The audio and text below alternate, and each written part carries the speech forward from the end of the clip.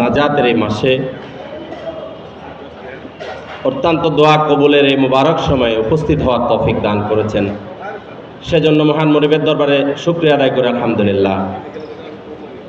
আপনারা যারা আজকে এখানে এসেছেন আপনাদের প্রতি কৃতজ্ঞতা প্রকাশ করছি। আসলে আপনাদের এখানে আসা আমাদের জন্য উৎসাহ উদ্দীপনা যোগানোর জন্য বড় একটি, আমাদের প্রেরণা যোগানোর জন্য বড় একটি আজকে অধ্যায় হয়ে থাকবে। প্রিয় উপস্থিতি, কর্ণফুলী গ্রুপ দীর্ঘদিন থেকে এই শহরে ব্যবসা করে আসছে।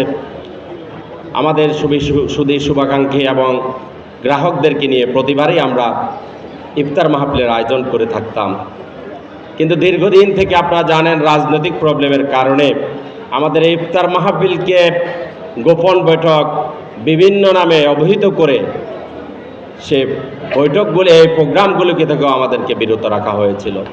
আজকে আল্লাহর দরবারে শুকরিয়া আদায় করে যে মহান মনিব এই মাহে রমজানের রোজাদারদেরকে একসাথ করে আমাদের গ্রাহক এবং শুভাকাঙ্ক্ষীদেরকে একসাথ করার তৌফিক দান করেছেন।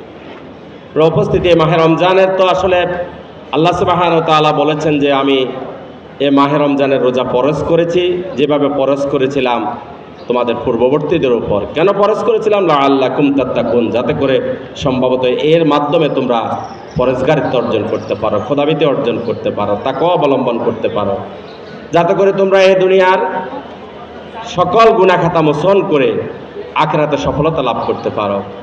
রাসূল আকরাম সাল্লাল্লাহু আলাইহি সাল্লাম হাদিসে বলেছেন, মান সামা রমাদানান ঈমানান ওয়া ইহতিসাবান ইযা গুফিরা লাহু মা তাকাদ্দামা মিন জামবি, যারা তাকওয়ার সাথে খোদাভীতির সাথে একাগ্রত চিত্তে আল্লাহ সুবহানাহু ওয়া তাআলাকে সন্তুষ্টির জন্য রোজা রাখেন, আল্লাহ সুবহানাহু ওয়া তাআলা তাদের পূর্বের সকল গুনাহ খাতা মাফ করে দেন। আমরা এই বছরের পর বছর আমরা অনেকের 30-40 বছর রোজার বয়স হয়েছে, কিন্তু আমরা কি আমাদের গুনাহ খাতা মাফ করতে পারলাম কিনা সে নিয়ে আমাদের বোঝাপড়া, সে নিয়ে আমাদের নিজেদের সাথে একটা বন্দোবস্ত করা, আত্মসমালোচনা করা, আত্মপর্যালোচনা করা, সেটি খুবই প্রয়োজন। আপনারা জানেন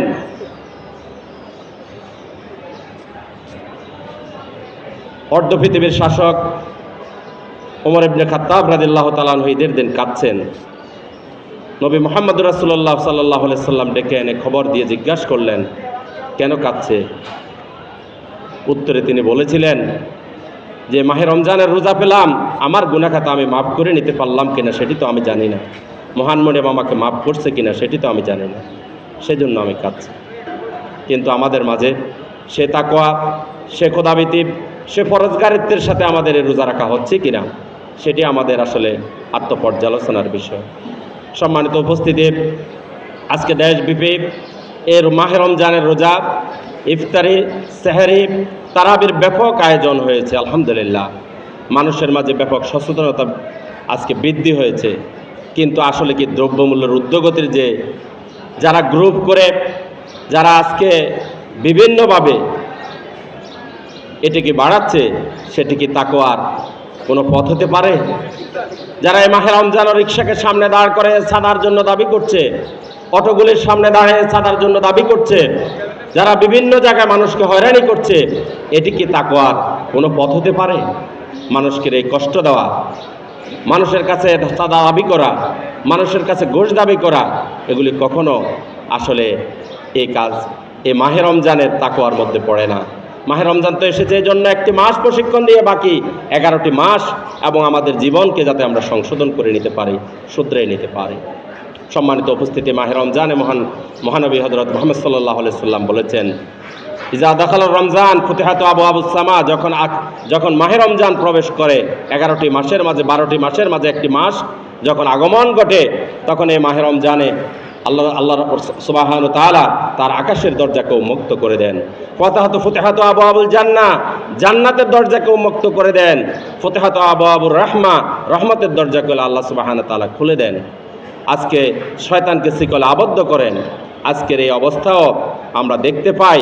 এই রহমতের মাসে, বরকতের মাসে, নাজাতের এই মাসেও আমরা খুন খারাপি হতে আমরা দেখতে পাই সমাজে অশ্লীলতার বিষয়ে।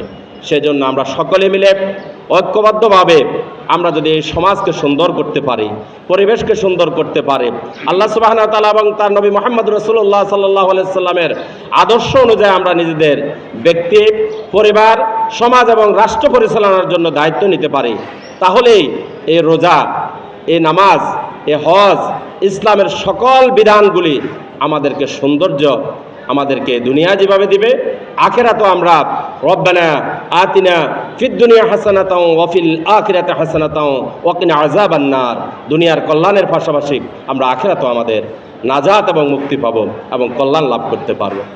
আপনারা দেখছেন মেঘনা টিভি, সত্যি সন্ধানে সবসময়।